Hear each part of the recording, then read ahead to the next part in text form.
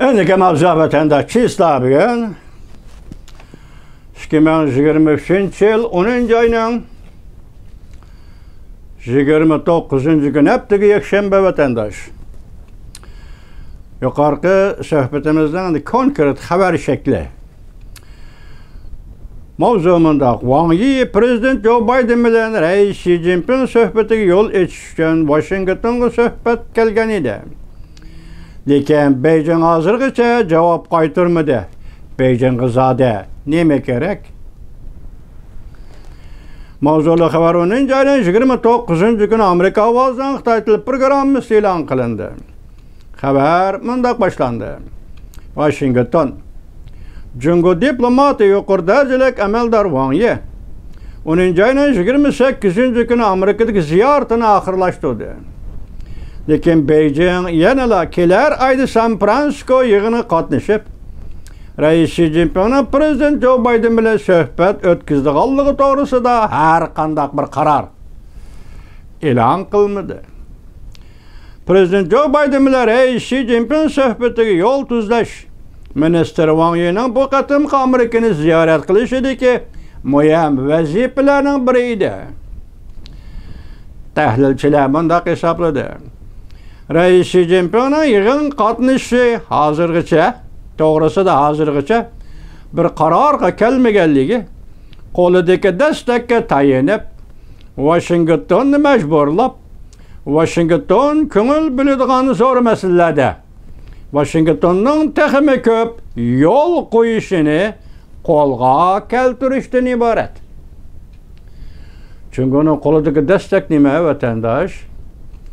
Qo'lga ilingan Amerikaliklar, hukm e'lon qilingan Amerikaliklar, Pentagon ko'milichi, Tayvan masalasi qo'lida hech qanday dastak yo'q. Anandagi Uyg'urlar masalasini Jungo hukumati dastak qilib olgan bo'lsa, yaqinda radioda e'lon qilindi, Adrian Zenniz apandining yangi dokalati ko'zinglar tushdi vatandoshim, har yili ichkari Xitoyga yo'tkayotgan buni men ichkari Xitoyga yo'tkayotgan dedim, muxbir Erkin apandi qayerga yo'tkaganligi to'g'risida hech narsa demabdi. Adrian Zenniz yo'tkab ishga o'rinlashtirayotgan Uyg'urlar har yili 2 milliondan 3 milliongacha vatandosh. Ne gelip gitti?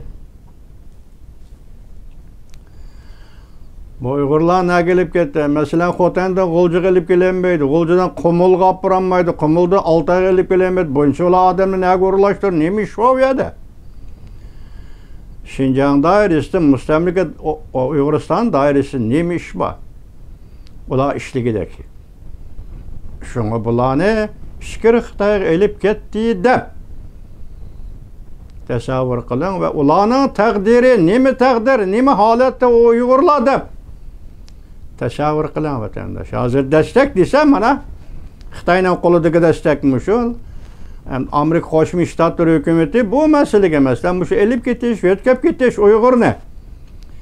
Shu masala qanday siyosat qo'llanadi bu bizga oydin emas vatandosh.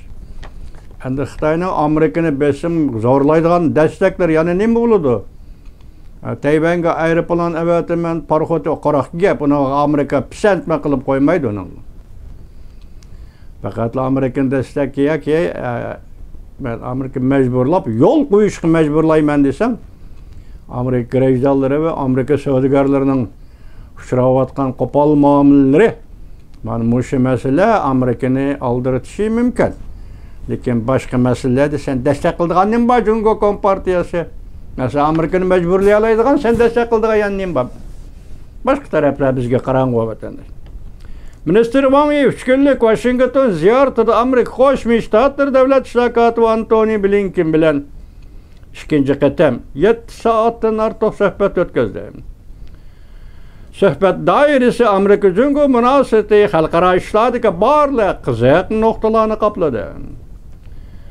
Devlet bir xatarligi maslahatchisi sıcak salibi Minister Wang Yi bilan suhbatlashganda strategik aloqa munosabatlarni saqlash, ko'p qatlamli diplomatik munosabatlarni qanot yaydirish, Cümleden Prezident Joe Biden bilan Reis Xi Jinpingni San Fransisko yig'inida ko'rishishini ilgari sürüş tirishchanlik ko'rishchish qatorliq masalalar bo'yicha suhbatlashdi. Prezident Joe Biden Aqsaroyda Jungo diplomat bilan 1 soat suhbatlashdi. Diqqat qiladigan bir taraf shuki, deydi Amerika ovozi xabarida. Prezident Joe Biden Jungoning diplomati Wang Yi bilan ko'rishishni Roosevelt hujrasiga yoki Roosevelt ishxonasiga, Roosevelt nomidagi ishxonaga o'rinlashtirdi. Aqsaroyning bu hujrasi yig'in zal edi. Odatda prezident hukumat kabineti a'zolari va Amerika hukumat muhim arboblari yig'in ochadigan hujra edi. Jungo tashqi ishlar ministri e'lon qilgan suratda bundoq ko'rsatildi.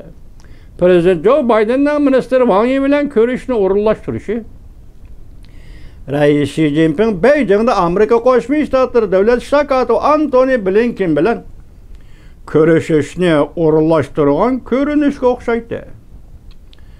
Stalin chekisida prezident Joe Biden o'ltirdi.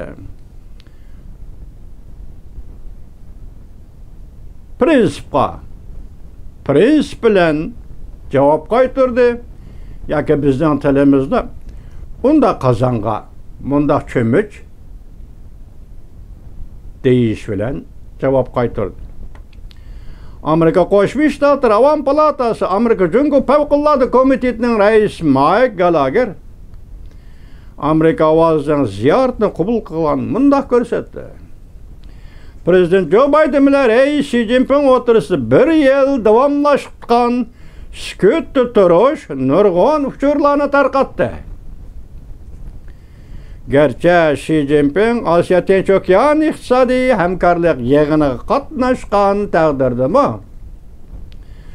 uning Amerika bilan qattiq qarshilashish maydonini bir qatimliq ko'rishish va bir qatimliq suhbat qurish bilan hal bo'lib ketdi degili bo'lmaydi.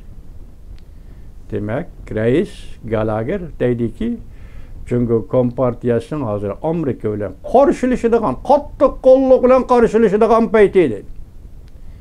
Yoki shu yerga yetib keldi Jungo Kompartiyasi. Shunga bir qatimliq ko'rishish va yoki bir qatimliq suhbat bilan Jungoning Amerikaga bunda qarshi turishini o'zgartirib bo'lmaydi deydi.